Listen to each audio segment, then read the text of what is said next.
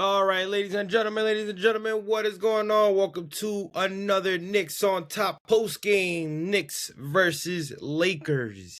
What a game this was. I mean, first and foremost, I just want to say that the Lakers. It looked like it looked like a game for a second where the Lakers were going to dominate us. And why I say that to say that it looked like the Lakers were just gonna kill us in the paint because they started off dominating. In the first quarter, they almost had 12 points in the paint, just dominating, just straight.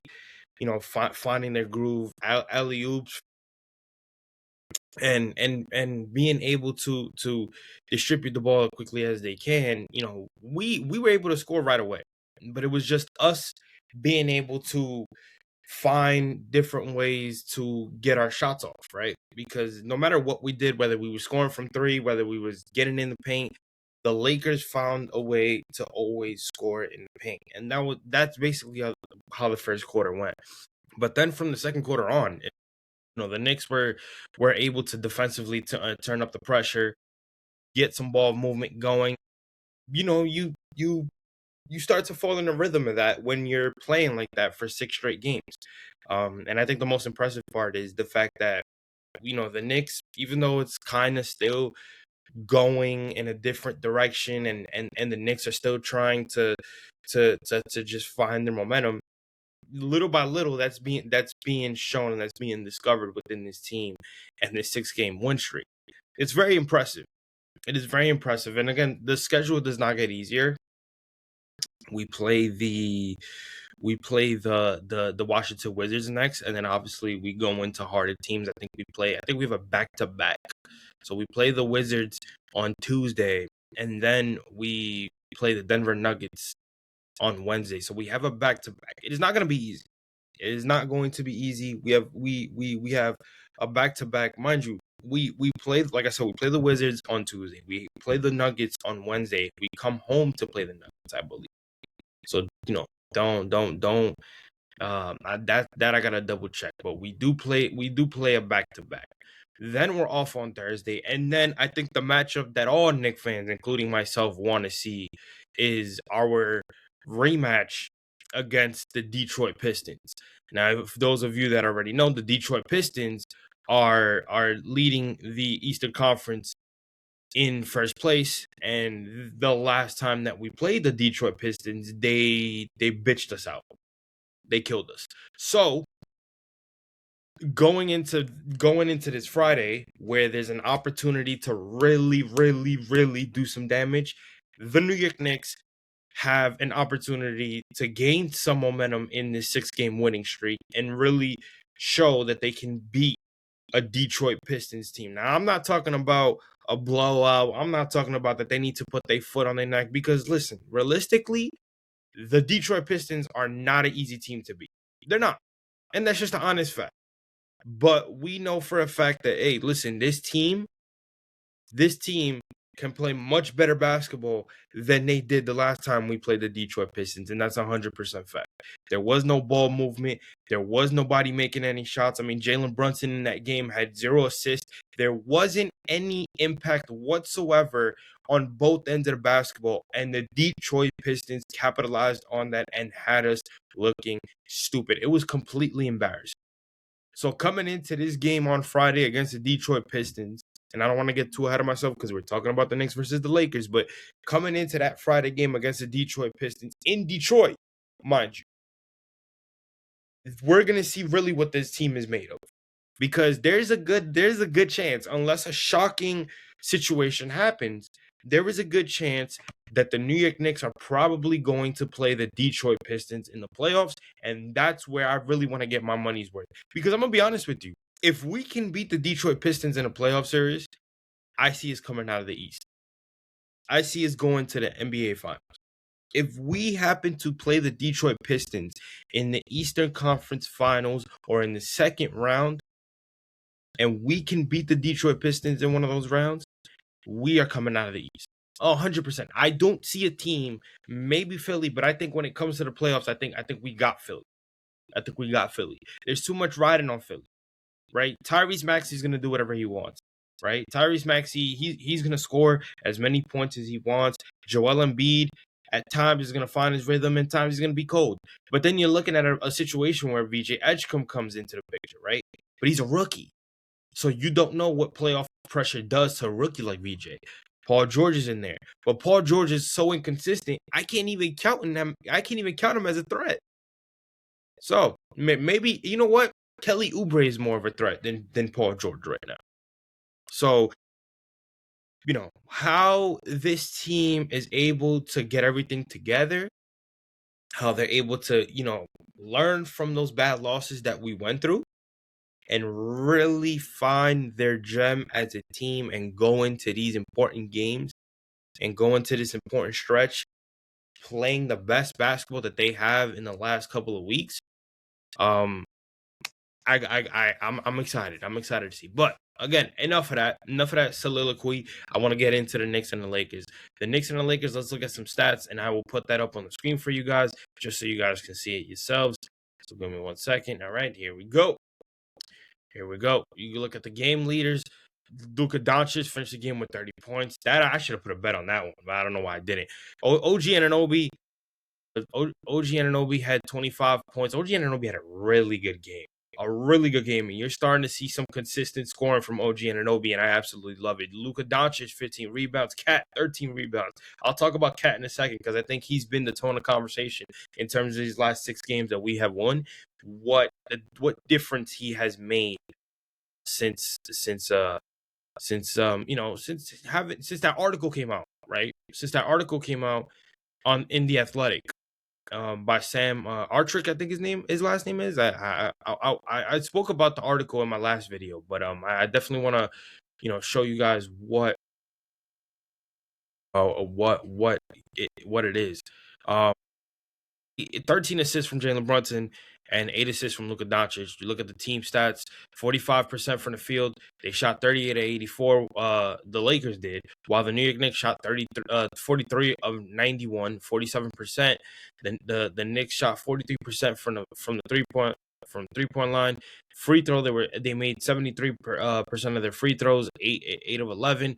They had 10 turnovers, right? Which is okay. You like the fact, and I say the reason why I say that it's okay is because you like the fact that their turnover numbers are dropping, right? Their turnover numbers are dropping. I think the last game that not Portland, but the one before Portland, the turnovers, they had like 15 turnovers, and now they come into today's game against the Lakers, and the numbers are dropping. So you like that, right? They're taking care of the ball better, and I think that's the key for this team. If they're able to take care of the ball consistently and move the ball, this team is dangerous. And I've always said that. I've always preached that. Everybody that follows me on Twitter and when I post these game highlights, you guys see it all the time. What is the one thing that I always preach? Ball movement. Get everybody involved. It's not a one-man game. It's a team game. Rebounds. Knicks led rebounds 46 to 36. Percentage led. Knicks led 47% of the time. Again, it was moments where the Lakers were kind of coming back and the Knicks ended up, kind of putting them away with big shots. The largest lead was by 13. So that was mostly in the second half, but you love to see the aggressiveness, and like I said, I'm gonna talk about OG Anunoby and Karl-Anthony Towns, because those are 2 guys where I've always said that if Jalen Brunson doesn't have it, you need to be somewhere where you can definitely, and when I mean definitely, I mean like 100% be a second option, a scoring option on this team. I want to show you guys some highlights when I talk about Karl-Anthony Towns. I mean, here's one real quick that I want to show.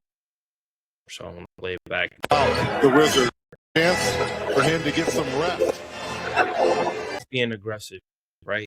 For him to get some rest. There was a lot in this game where, and again, these are a lot of things from OG, but there was a lot in this game where nice 3 by Diawara there, but there was a lot in this game where Karl-Anthony Towns, consistently was having his way, just moving the ball. And I want to show that. I want to show that for a second, because there was a couple. I know most of it was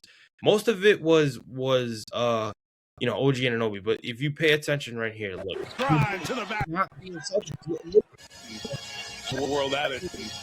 really that good a defender, right? He could have asked for the ball again once he handed it off to McHale, right? But not being selfish, always reading the court well, and again, understanding. And I kind of said this in Eddie's post game, in his post game stream against the Lakers, when I did it earlier. Cat is understanding that. Listen, the defensive adjustments on me are going to be very uptight. It's going to be more aggressive. They're not going to let me get to my spot like I usually do. They're not going to let me get off at three comfortably like I do. So I have to find different ways to not only involve myself, make myself more consistent, make myself more interested in games, but I have to find a way to find my teammates, to get my teammates involved. Because what is the notion about Karl-Anthony Towns when it comes to his game? He's very selfish, right? He could facilitate when he wants to, but again, key word, that's when he wants to, right? It's not all the time. So him understanding, and the more important thing is him understanding what that role is that Mike Brown has for him. And I think the key thing about that with Karl-Anthony Towns is that he is finally getting into a position, in a comfortable position at that, where Mike Brown has him being utilized in a positive way for this team. And Karl-Anthony Towns is trusting that.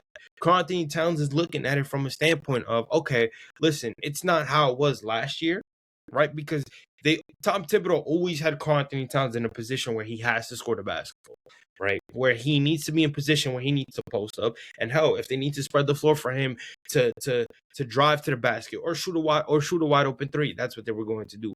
Mike Brown wants to make sure he utilizes his Karl-Anthony Towns in a similar way, but I need you to also facilitate because I know what you can do with the basketball, especially when you're finding open teammates like that, like plays like I just showed you. Right? So Karl-Anthony Towns is kind of understanding, like, listen, if this is the role that is going to help us win, I'm going to play it. I'm going to play it. And you're hoping that little by little, these plays are going to open the door for him to start scoring more. Again, I'll show you another one right here. Look. Jalen Brunson misses the layup, a putback. And look at him. Look. Brunson. Look, this is where he to start hyping up the crowd. But again, you like to see that.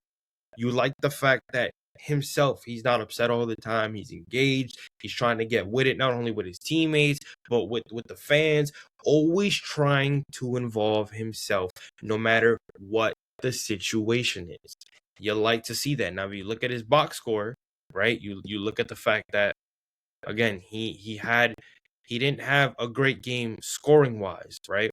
But this is the Lakers, right? Okay, look, 11 points. He was 5 of 11 from the field. He's 0 of 1 from 3. So he only attempted 1 3 and he didn't make it. The rest of the game, he was being aggressive but also facilitating, right? 4 assists, right? Doing things, and I know everybody's gonna be like, well, you say he's facilitating, but his assist numbers are low. Okay, that's fine. It's the little things that he does without the basketball that you got to pay attention to. He had 3 turnovers, which is okay considering the fact that, again, he wasn't the main culprit on the offense, but 13 rebounds and doing the little things that matter.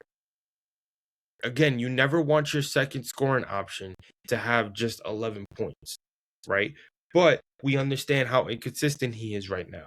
So we understand that he hasn't found his momentum, hasn't found his groove. So when he's finding his groove in many different ways that are helping the team do what they need to do, again, that's what you can take.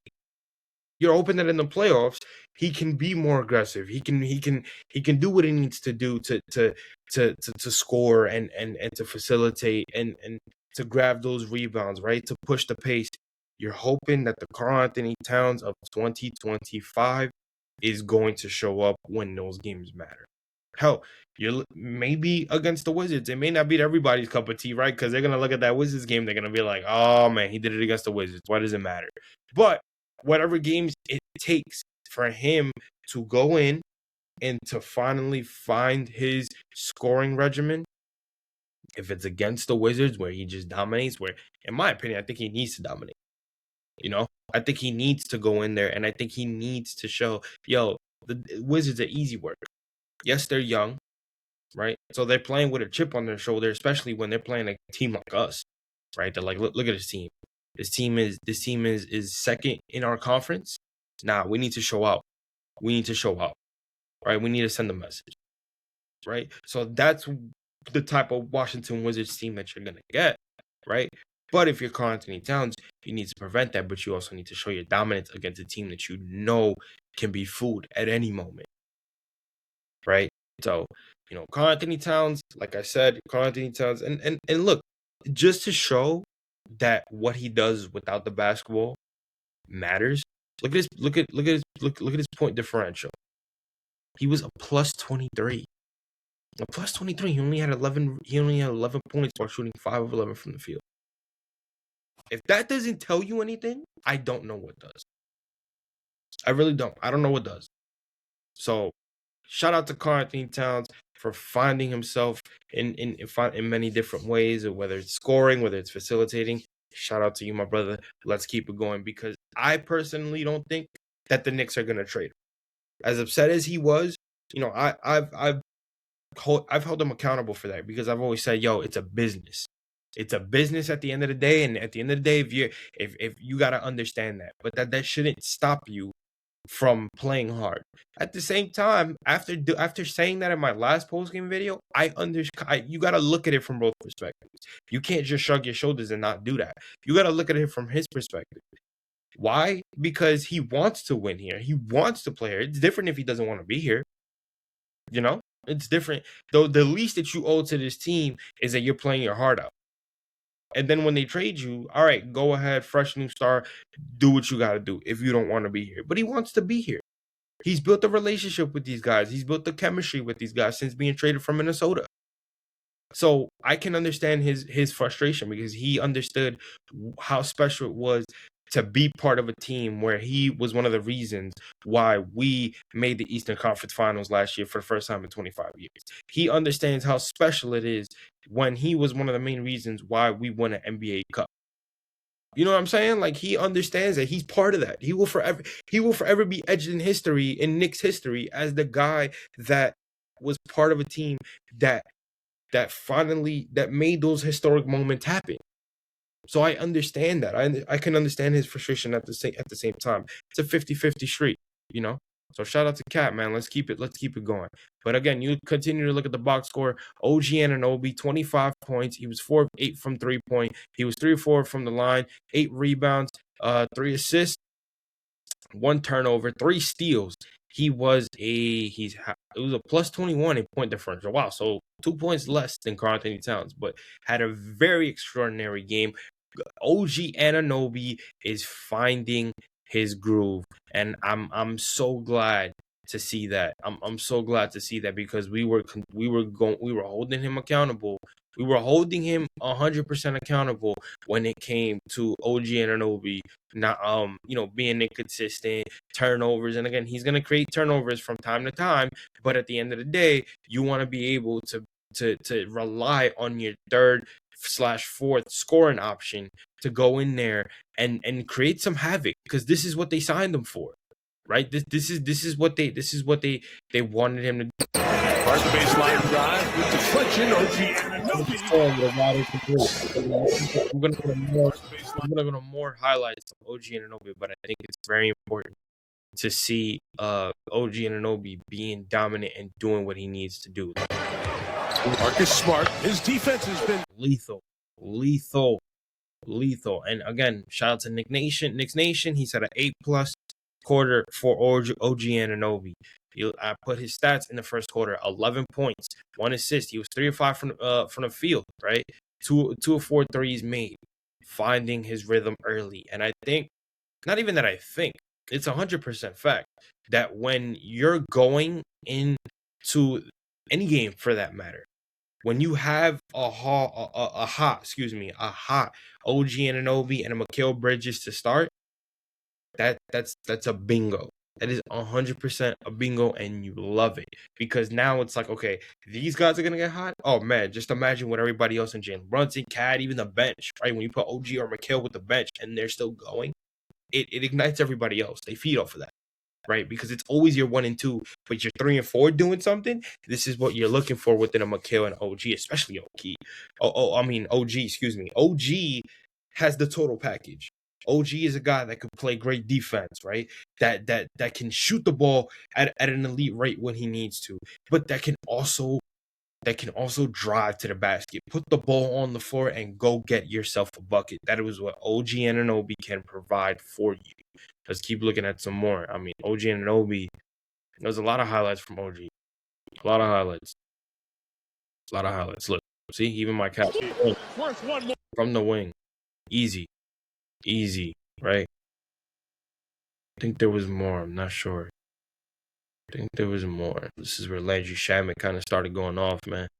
This is where Landry. Okay, so that's where Landry started going off, and that's another guy that I'm gonna get to, because coming off the bench and doing that, coming off the bench and providing a spark. I mean, there's a conversation. I've spoken on Jordan Clarkson, right, numerous times, that I still find it hard that Jordan Clarkson is not on the court and is not on the floor for most of the time, considering the fact that he is a former Sixth Man of the Year. He is a veteran. He provides a lot of scoring. You've seen that. You have seen that when he was playing consistently. To me, it's just like, okay, he gets in a hot streak. He's not a good defender. I don't necessarily see how that can give you a reason as to why he's not playing on the court. But Landry Shamet can also be a reason as to why that's going to happen.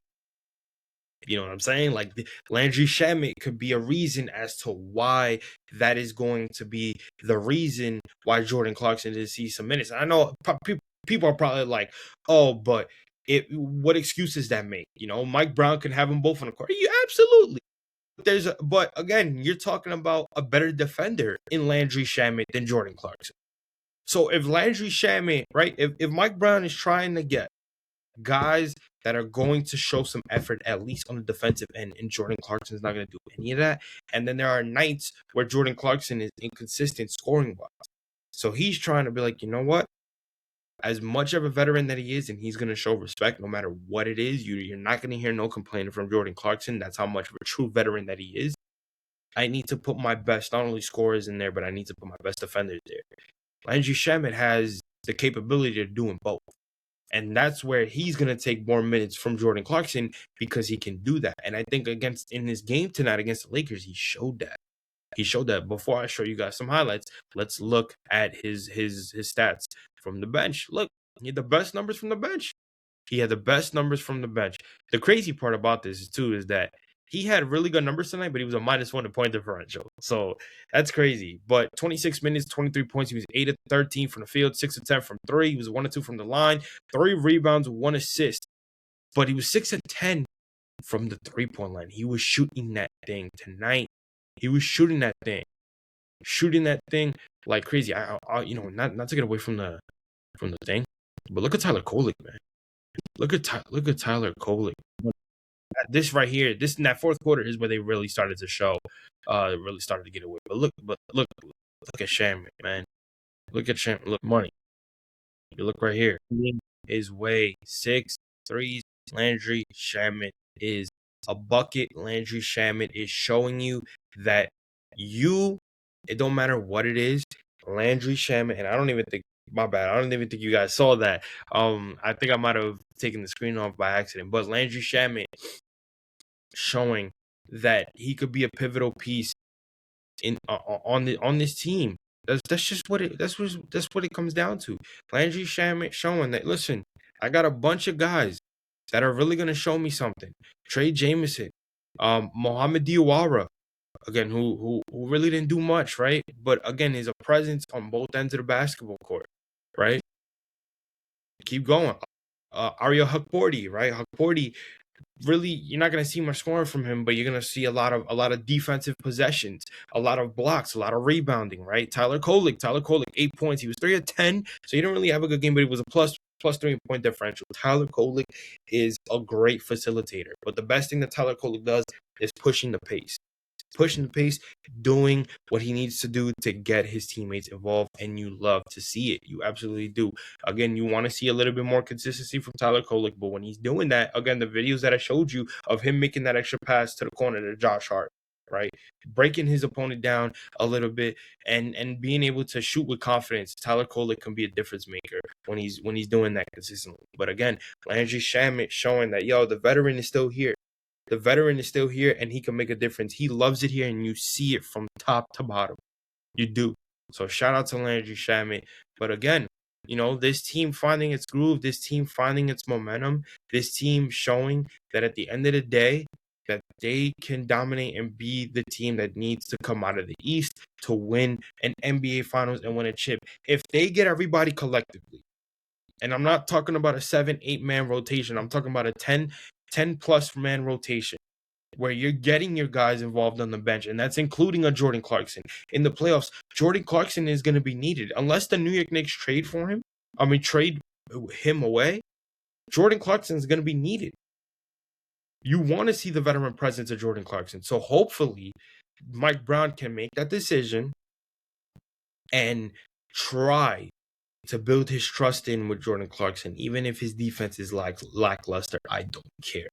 That kid knows what it takes to play at a high level, and that kid has shown that, I can score and I could be a difference maker on this team. We signed Jordan Clarkson for a reason. There's no reason why he should be benched. But instead of keeping him away so Landry Shamet could do his thing, put him with Landry. Because Jordan Clarkson's a really good facilitator. Put him with Clarkson. Put him with Landry. Put him with Landry and see what they can do. But this team is showing their momentum. And again, guys like OG Anunoby, guys like Mikal Bridges, who really didn't have himself a game, but even guys like Josh Hart, man.